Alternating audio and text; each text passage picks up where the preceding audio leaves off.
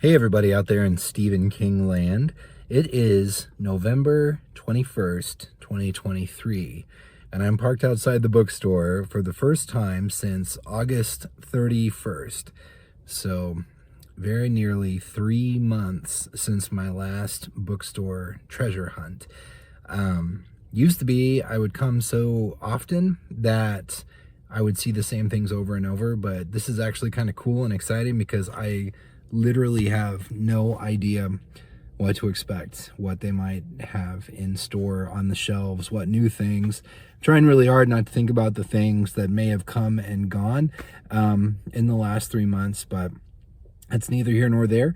I've been super busy, as you know, if you follow the channel, selling my collection, not trying to add a bunch of stuff to it, but I do enjoy the seeking and finding and seeing what might turn up. You just never know. So without further ado, let's go inside and see what we can find.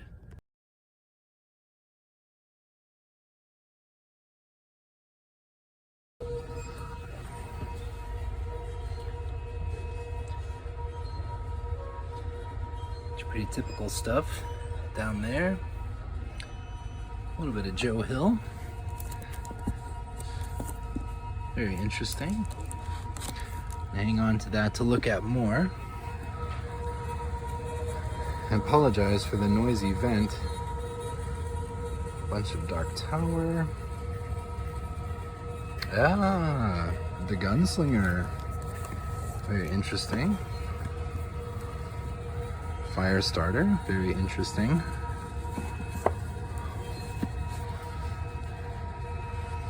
Ex-library copy of Needful Things. Talisman. Okay.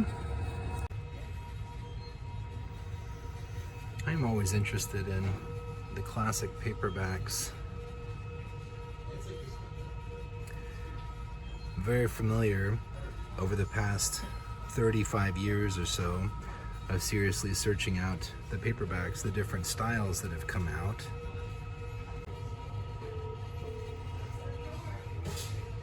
Some have been pretty cool looking. Others, like this one with the stripes on the spine, I'm not such a fan of, but they do bring back memories. Okay, I found a few things. I found an alcove to sneak away to. So first off, this copy of the Talisman. Quite a bit of fading. Obviously, no jacket. However, based on the copyright page, that does appear to be a first edition. So you never know. Sometimes you might find a book without a jacket. You may have a copy at home that needs an upgrade, jacket or book, whatever. This is not one of those, obviously, but you never know. You just got to keep your eyes open. This, according to the price sticker, has been here since April. So I definitely have seen this before. And it is a first edition, first printing of Firestarter, first trade hardcover edition. So there's another case where if someone had a jacket and their book was really bad shape, this is not too bad. It's kind of decent for 1849. This is the Viking reissue of the Gunslinger, the revised and expanded edition. Obviously, again, no jacket. What's the deal with the books? Sometimes you find just all the books you find that are cool have no jacket. But this is a first printing, which is pretty interesting. Good content in this book. And let's see, $12.49.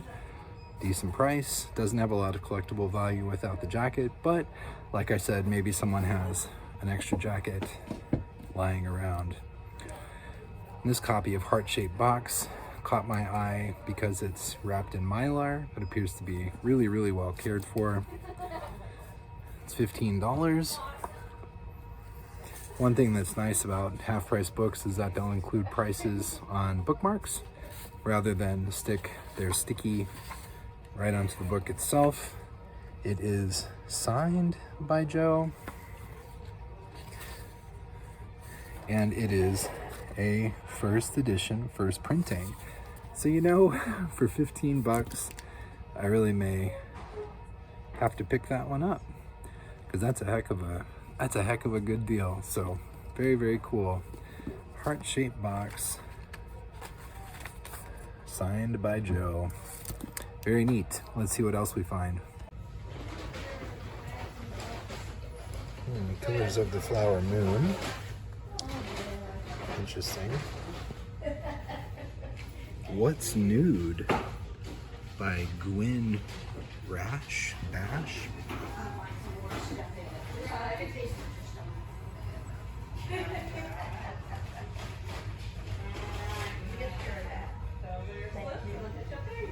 The Scum Manifesto, that's been here for a while, but it's a paperback that they're asking $1,250 for, so that's going to require a very specific type of buyer.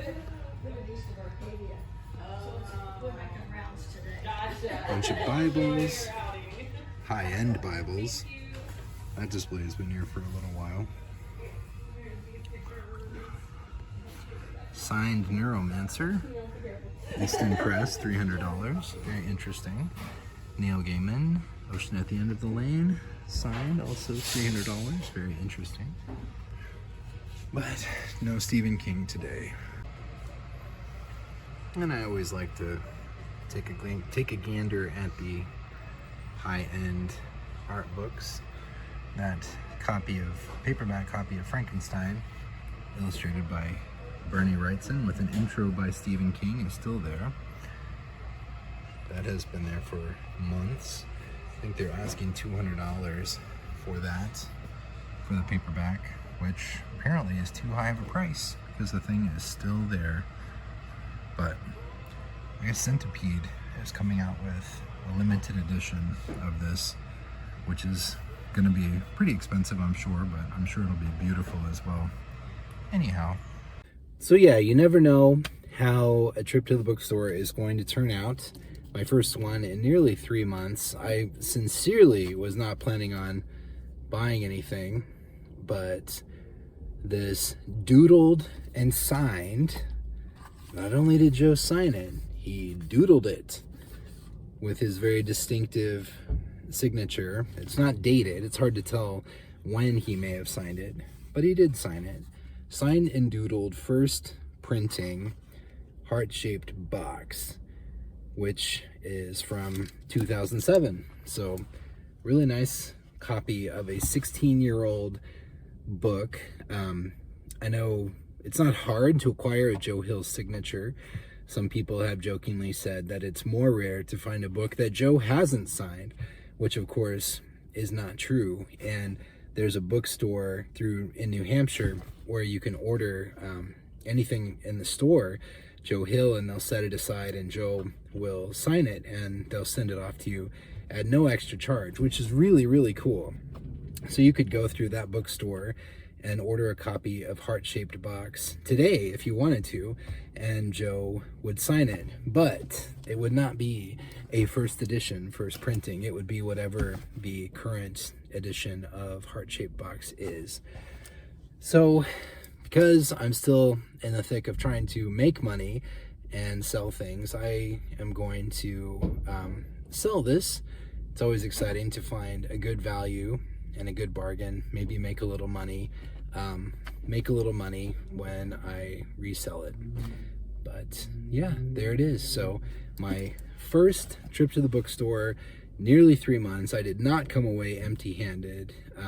I apologize that it has taken so long for me to do another in the wild treasure hunt video. Just with everything going on in my life, it just hasn't been in the cards to take a joy trip to the bookstore and look around. But hopefully now that things are settled down and I have a whole lot of activity happening right over my shoulder, which is fantastic, just what you want in a video. So let's all take a moment and Look at that. Look at that swarthy gent with the beard and the hat. He doesn't know it, but he's going to be a guest star in my newest In the Wild SK video. Hopefully he doesn't sue me. Yeah, but anyway, now that things are, yeah, and he is still going, isn't he? Now that things are settled down again and I'm kind of getting back into a routine, I will be able to swing by the bookstore more often, do more of these In the Wild treasure hunt videos. I'm glad that they are so popular.